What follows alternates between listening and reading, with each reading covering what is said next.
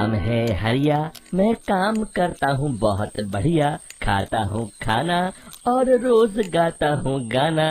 अरे यार, आज तो बहुत देर हो गई। इस खतरनाक जंगल को देखकर तो मेरे हाथ पैर ठंडे हो गए हैं। अगर मैं वक्त पर गांव नहीं पहुंचा तो मालिक बहुत नाराज हो जाएंगे। तभी हरिया को एक आवाज सुनाई देती है। सुनिए हरि जी। अरे, ये आवाज किसने दी?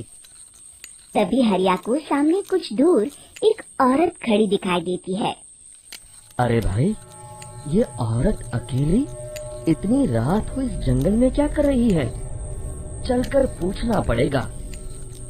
फिर हरिया अपनी बैलगाड़ी उस औरत के सामने लाकर रोक देता है और उससे पूछता है। अरे सुनिए, आप इतनी रात को इस खतरनाक जंगल में अकेली क्या कर रही हैं? तभी वो औरत मीठी आवाज में कहती है। अरे हरि जी, आप आ गए। मैं कब से आपका इंतजार कर रही थी। वैसे तो यहाँ से काफी लोग गुजर चुके हैं, लेकिन मैं खास आपका इंतजार कर रही थी। अच्छा, तुम सच कह रही हो? मुझे तो यकीन नहीं हो रहा है। वो क्या है ना, आज तक किसी ने मुझसे इतने प्यार से बात नहीं की। हाँ हरि जी, मैं सच कह रही हूँ। अब देर मत करिए और जल्दी से मुझे मेरे घर तक छोड़ दीजिए। हाँ, कौन सी बड़ी बात है, अभी छोड़ देता हूँ। आप मेरे पीछे बैलगाड़ी में बैठ जाइए और मुझे रास्ता बताते चलिए। फिर वो औरत हरिया की बैलगाड़ी में बैठ जाती है और हरिया बैलगाड़ी हाँकता हुआ आगे चल पड़ता है। फिर उस औरत के बताए हुए रास्ते पर चलते चलते हरिया बैलगाड़ी लेकर एक काली गुफा के आगे आकर रुक जाता है। हरिया उस औरत से पूछता है। हाँ देवी जी, आपका घर कहाँ है? यहाँ तो एक गुफा के अलावा और कुछ नहीं है। तभी अचानक वो औरत हवा में उड़ने लगती है। देखते ही देखते उसका सुंदर रूप एक डरावनी चुड़ैल में बदल जाता है और वो जोर जोर से हंसती है। अरे तू तो एक नंबर का बेवकूफ निकला। तू तो मेरी आसानी से मेरी बातों में आ गया। अरे मर गया रे, ये तो एक चुड़ैल है। हे भगवान बचा ले, ये तो बड़ी डरावनी दिखाई दे रही है। और फिर अगले ही पल हरिया की बैलगाड़ी में रखा सारा सामान हवा में उड़ता हुआ उस काली गुफा के अंदर चला जाता है और वो चुड़ैल भी उस गुफा के अंदर जाकर कहीं गायब हो जाती है। हरिया ये नजारा देख बुरी तरह घबरा और परेशान हो जाता है। अरे, ये चुड़ैल तो मेरा सारा सामान लेकर गुफा में गायब हो गई। अब क्या होगा? अगर मैं गांव खाली हाथ गया तो मालिक मेरी अच्छी खबर लेंगे। मेरी इस बात का कोई यकीन भी नहीं करेगा। फिर आखिर वही हुआ। हरिया के मालिक चंपक सेठ को हरिया की किसी भी बात पर रत्ती भर भी यकीन नहीं हुआ। चंपक सेठ को लगा हरिया झूठ बोल रहा है और उसने ही लालच में आकर सारा सामान हड़प कर लिया है। फिर हरिया को बेईमान समझकर चंपक सेठ उसे काम से निकाल देता है। अगले दिन अपनी दुकान में परेशान बैठा चंपक सेठ गुस्से में बड़बड़ाता है। अरे, दुकान में तो सामान बिल्कुल भी नहीं है। अब मुझे ही शहर जाकर सामान लाना होगा। फिर वो अपनी बैलगाड़ी लेकर शहर चला जाता है। शहर से सामान लेकर जब चंपक सेठ वापस गांव लौट रहा होता है, तभी उसे एक आवाज सुनाई देती है। चंपक जी, ओ चंपक जी। अरे, ये तो कोई मेरा नाम लेकर मुझे पुकार रहा है। फिर उस रास्ते में वही औरत खड़ी दिखाई देती है। फिर क्या था, हरिया की तरह चंपक सेठ भी उस औरत के पास अपनी बैलगाड़ी लेकर जाता है और वो भी उसकी चिकनी चुपड़ी बातों के मुंह जाल में फंस जाता है। फिर चुड़ैल उसे भी अपनी गुफा तक ले जाती है और उसका सारा सामान लेकर गुफा में गायब हो जाती है। बेचारा चंपक सेठ लाचार होकर खाली हाथ गांव लौट आता है। फिर ये उस जंगल में रोज की बात हो जाती है। जो कोई भी शहर से कुछ लेकर गांव की तरफ लौटता, वो चुड़ैल उसे बेवकूफ बनाकर उसका सारा सामान लेकर गुफा में गायब हो जाती। एक दिन हरिया एक लकड़हारे को उसी जंगल की तरफ जाते हुए देखता है। फिर हरिया उसे रोकते हुए कहता है, अरे भाई, क्यों अपनी मौत को दावत दे रहे हो? मेरी बात मानो, आगे जंगल में मत जाओ, वहाँ एक बड़ी भयानक चुड़ैल रहती है। लकड़हारा हरिया की बातों को नजरअंदाज करते हुए कहता है, अरे भाई, मुझे पहले ही बहुत देर हो चुकी है, मुझे जाने दो भाई। शाम तक लकड़ियाँ काट कर शहर के बाजार में बेचना है। तुम अपनी ये कहानी किसी फुर्सत में बैठे इंसान को सुनाओ, मैं तो चला। इतना कहकर लकड़हारा वहाँ से आगे जंगल की तरफ चला जाता है। फिर अगले दिन गांव के मुखिया के घर के बाहर बहुत सारे लोग जमा हो जाते हैं। तभी हाथ में कुल्हाड़ी लिए खड़ा लकड़हारा कहता है, अरे मुखिया जी, अब आप ही हमें बचाइए उस जंगल वाली चुड़ैल से। हमारा सारा काम तो शहर से ही होता है।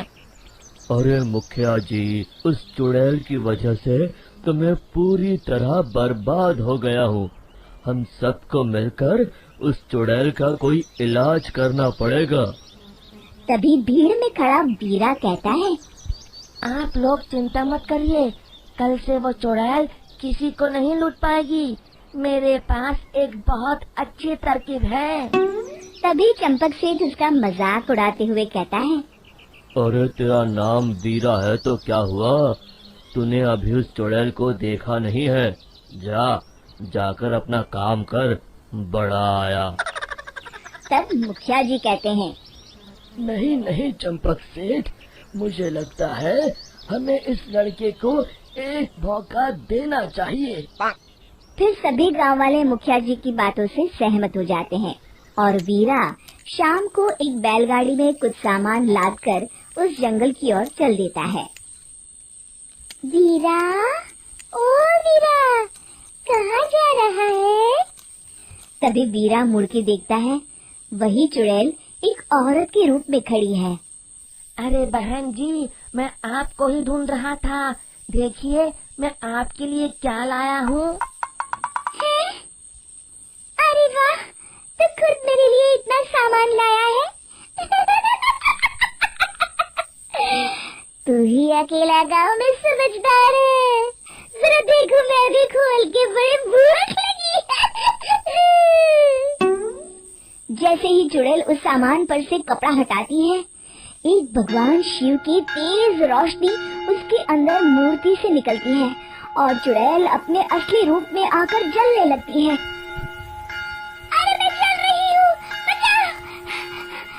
बचाओ! ओम नमः शिवाय, मर गई मैं! देखते ही देखते वो चुड़ैल राख के साथ उड़ जाती है और सभी गांव वाले भी वहां जाते हैं। शिक्षा, बुराई पे सदा अच्छाई की ही जीत होती है। माँ जी की बहू पिंकी को गप्पे मारने की बहुत आदत थी। वो जब भी किसी के बारे में बातें करती तो बड़े बड़े गप्पे फेंका करती। आसपास के सब लोगों को पता था कि पिंकी बहुत बड़ी गप्पोड़ी बाज है। लोग उसकी बात पर विश्वास नहीं किया करते थे, लेकिन हाँ, उसकी बातें सुन सुन कर हंसते बहुत थे। अरे बहू, पड़ोस वाली शर्मा जी है ना, उनकी बेटी का जन्मदिन है, तुम भी चली जाना। ठीक है मम्मी जी, ये तो बता दो गिफ्ट में लेकर क्या जाना है? अरे लेकर क्या जाना है, 250 का लिफाफा दे देना, बस काफी है। अरे मम्मी जी, अच्छा लगेगा क्या? पड़ोसी हैं हमारे, हमें कुछ बड़ा लेकर जाना चाहिए। अरे बहू, इतना काफी है। जानती हैं आप, मेरे मायके में जब पड़ोस में किसी की बर्थडे होती थी ना, तो मम्मी कुछ ना कुछ गोल्ड का ही देकर भेजती थी। पड़ोसी के बर्थडे में सोना? कैसी बातें करती हो। और नहीं तो क्या, आपकी तरह थोड़ी ना लिफाफा पकड़ा दिया। पिंकी शर्मा जी की बेटी के जन्मदिन में चली जाती है। अरे आज तो बड़ी सुंदर लग रही हो साड़ी में। जी मैं तो लहंगा पहनकर आने वाली थी, मम्मी जी नहीं मानी। अरे बेटा, बर्थडे पार्टी में तो साड़ी चल जाती है, मेरा मतलब कोई शादी थोड़ी ना है। कैसी बात कर रही हैं आप आंटी जी? मेरे मायके में तो छोटे छोटे फंक्शन भी हम लोग लहंगा बनवाते थे बुटीक से डिजाइन करवा कर, चाहे पड़ोस पे किसी का जन्मदिन हो। मेरी मम्मी हमेशा बुटीक से नया लहंगा डिजाइन करवाती थी। मैंने तो ऐसा कहीं नहीं देखा। ये तो तुमने आज बड़े कमाल की बात बताई। अरे जाने दीजिए, कोई बात नहीं। और बताइए, आपकी बेटी नजर नहीं आ रही? अरे भाभी, मैं यहाँ हूँ। ये देखिए मेरा ड्रेस कैसा लग रहा है? ठीक ही है, मतलब बर्थडे के हिसाब से थोड़ा हल्का है ना। अरे भाभी, इतना सुंदर गाउन पहना है मैंने। मैं ना शादी से पहले अपने बर्थडे पर हमेशा जरी वाला लहंगा पहना करती थी। यही मैं तुम्हारी मम्मी को भी बता रही थी। इसके बाद केक काटने का प्रोग्राम शुरू होता है। सब लोग इकट्ठे हो जाते हैं। शर्मा जी की बेटी का केक देखकर पिंकी से रहा नहीं जाता। उसके अंदर का गपोड़ी बाज बाहर निकल कर आ जाता है। अरे इतना छोटा सा केक!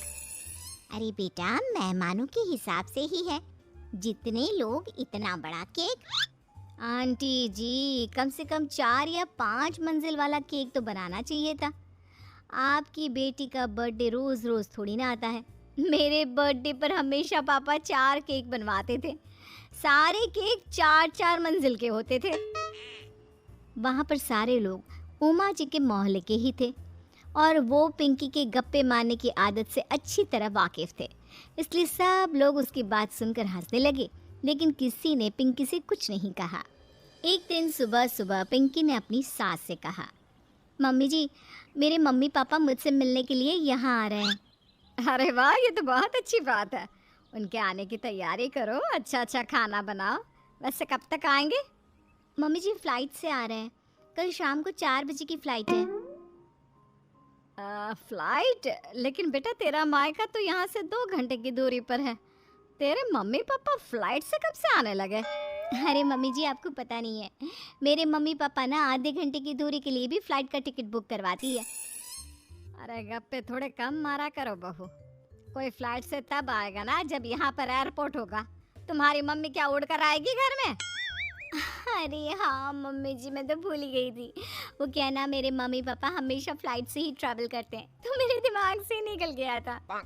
अगले दिन पिंकी के मम्मी और पापा पिंकी से मिलने के लिए उसके घर आते हैं। आइए आइए जी, आपका बहुत बहुत स्वागत है। और समदन जी, हमारी बेटे की कोई शिकायत तो नहीं ना? ठीक से संभाल लिया है ना आपका घर? अरे मेरी बहू बहुत समझदार है, घर का काम बहुत अच्छे तरीके से करती है। बस थोड़ा ज्यादा बोलने की आदत है उसे, आपको परेशान करती होगी ना? बात तो आपकी सही है, उसकी थोड़ा ज्यादा नहीं बहुत ज्यादा बोलने की आदत है। लेकिन कोई बात नहीं, आपकी बेटी दिल की बहुत अच्छी है, बस थोड़ा बोलती ही तो ज्यादा है। पिंकी बेटा इधर आओ, देखो तुम्हारे मम्मी पापा आए हैं। तुमने इनके लिए खाना तो बना लिया ना? वो क्या है ना मम्मी जी, आपसे एक बात कहनी थी। हाँ हाँ बोलो बहू, क्या बात है? डरने की कोई जरूरत नहीं। वो मम्मी जी, मैंने सोचा मम्मी पापा आए हैं तो खाना बाहर से मंगवा लेती हूँ। अरे कोई बात नहीं बेटा, वैसे भी तुम किचन में काम करने लग जाती तो अपने मम्मी पापा से बात कब करती। बहुत अच्छा किया। अब तुम अपने मम्मी पापा के साथ बैठकर आराम से बात करो, मैं अंदर जाती हूँ। शाम का वक्त जैसे ही दरवाजे की घंटी बजी, 3-4 लोग हाथों में खाने के बहुत सारे पैकेट लेकर उमा जी के घर पहुंच गए। अरे भाई कौन है आप लोग? लगता है गलत पते पर आ गए। नहीं नहीं माँ जी, हम तो खाने का ऑर्डर डिलीवर करने आए हैं, यहीं से बुकिंग मिली थी। अरे नहीं नहीं, आपको कोई गलत फहमी हुई है। हमारे यहाँ तो 2 ही मेहमान आए हैं। आपके हाथ के पैकेट देखकर लगता है इसमें 50 लोगों का खाना है। माँ जी आपने सही समझा, खाना तो इसमें 50 लोगों का ही है, क्योंकि हमें ऑर्डर यहीं से 50 लोगों का मिला है। अरे लेकिन इतना सारा खाना? कहीं मेरी बहू ने अपनी गप मारने की आदत के चलते ऐसा तो नहीं कर दिया? ये खाना आप रख लीजिए और हमें हमारे पैसे दे दीजिए। अच्छा, वैसे कितने का बिल बना है? ज्यादा नहीं, बस 10,000 दे दीजिए। उन लोगों की बात सुनकर उमा जी पिंकी को आवाज देकर वहाँ बुलाती है। जैसे ही पिंकी वहाँ आती है, खुश होते हुए उन लोगों को वहाँ पर खाना रखने के लिए कहती है। अरे इतना सारा खाना क्यों मंगवाया बहू? अरे मम्मी जी, मैंने आपको बताया तो था, मम्मी पापा आए हैं तो मैं खाना बाहर से मंगवा रही हूँ। ये बात सही है बेटा, लेकिन 2 लोगों के लिए 50 लोगों का खाना? अरे मम्मी जी, कुछ कम पड़ जाए तो अच्छा थोड़ी ना लगता है, और मेरे मायके में तो ऐसा ही होता है, एक्स्ट्रा खाना मंगवाते हैं हम लोग। तभी पिंकी के मम्मी और पापा वहाँ पर आते हैं। अरे बेटा, एक्स्ट्रा खाना मंगवाने का मतलब ये थोड़ी ना होता है कि 2 लोगों के खाने के लिए 50 लोगों का खाना मंगवा लो। और बेटा, तुम्हारी गप मारने की आदत के चलते 10,000 का बिल आया है। तुम्हें नहीं लगता ये गलत है? देखो बहू, बढ़ा चढ़ाकर बातें करना अपनी जगह, लेकिन इतनी बड़ी बड़ी फेंकना भी गलत है ना। पहली बात तो इतने सारे पैसे लगे, और दूसरी बात खाना वेस्ट होगा।